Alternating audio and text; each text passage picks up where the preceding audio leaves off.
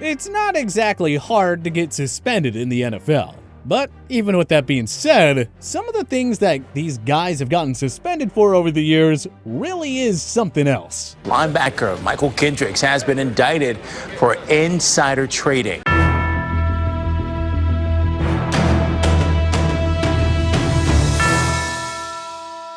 The NFL has gained a reputation over the years for having a rather volatile collection of players. As you can imagine, this has resulted in a pretty stringent player policy conduct, which has subsequently laid down the law for transgressions that you wouldn't believe. How about we take a look back at 10 of the craziest things that we've seen an NFL player get suspended for.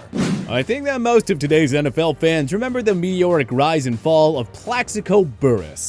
This freakish wide receiver, most famous for his time as a member of the Pittsburgh Steelers and for the crucial role he played on the Super Bowl winning New York Giants, had times where he simply looked unstoppable. And after he came up huge for the Giants during their postseason run, the team decided to ink him to a long-term deal, and the fans in New York were pumped. The Giants got off to a great start the following season and looked poised to defend their Super Bowl title. After all, they were the defending Super Bowl champs, sitting at 10-1 and playing some great football.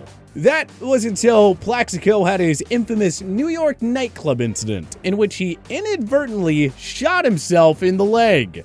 This was devastating to the team. He was their go-to guy in clutch time, and him having shot himself was obviously a huge distraction. To make matters worse, he was arrested and charged for not having the proper licensing to carry a concealed weapon, and was ultimately suspended by the league as well. Talk about an absolutely embarrassing and scary situation, and certainly one of the craziest things that a guy can get suspended for. The weird thing about the Plaxico Burress suspension was because, well, he clearly did break the law, at the end of the day, he was really only harming himself, in more ways than one. But the NFL is the NFL, so it isn't a shocker that they laid the hammer down on him with a suspension, even if it was just for some self-inflicted antics.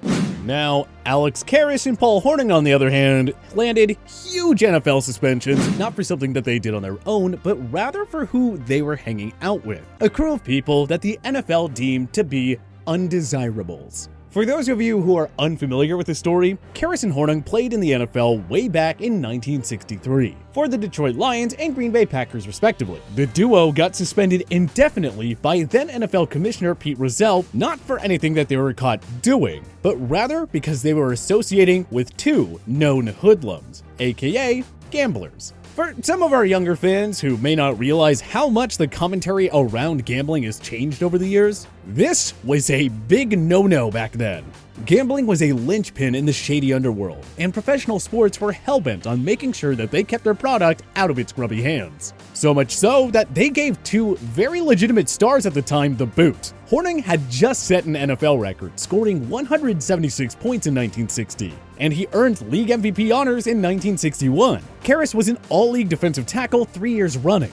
It would later come out that the two players actually had made small bets ranging from 100 and 500 with friends, but nothing nefarious enough to warrant an indefinite suspension. Even so, this was definitely one of the crazier stories from the early days of the NFL, back when it was still a wild, wild west of sorts.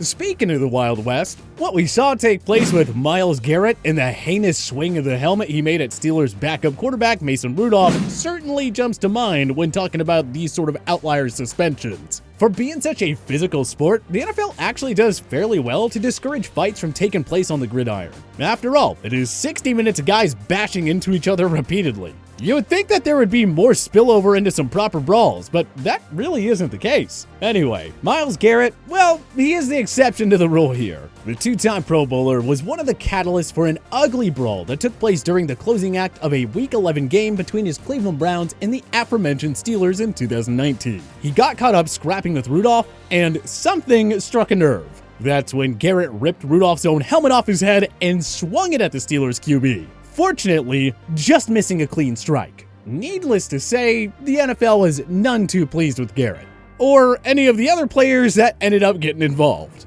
According to the league site, in addition to indefinitely suspending Garrett, they doled out suspensions to Marquise Pouncey and Larry Ogunjobi, and even fined the franchises $250,000 each. Even Rudolph did not get out of the controversy unscathed, as the NFL tagged him with a $50,000 fine. All in all, Myles Garrett missed 6 games, as the league reinstated the Browns star during the following offseason. Honestly, he was lucky to miss that little time, considering what a spectacle the entire brawl became. In fairness though, that's sort of in line with the precedent that the league set for this kind of non-football type violence. Think back to the Albert Haynesworth suspension back in 2006, when the former star defensive tackle landed a 5-game suspension for what many recognize as the stomp.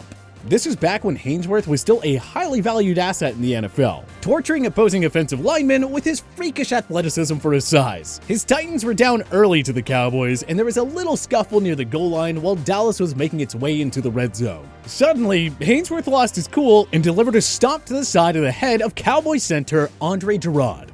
To make matters worse, Gerard's helmet had popped off and it caught him flush on his bare skin, causing the big man to need over 30 stitches to repair the cuts left from Haynesworth's cleat. This wasn't the first time that Haynesworth had to run into some issues with his temper either. Apparently, when he was a sophomore in the University of Tennessee, he got in a fight with a teammate and proceeded to storm off the field, only to return with a pole looking for that teammate. Can you imagine that? It still somehow pales in comparison to some of the other NFL players that have gotten in legitimate legal trouble off the field, prompting the league to step in with additional discipline, like Dante Stalwart, the former Cleveland Browns wide receiver who was suspended without pay for the entire 2009 season after he violated the NFL's player conduct in an absolutely tragic way.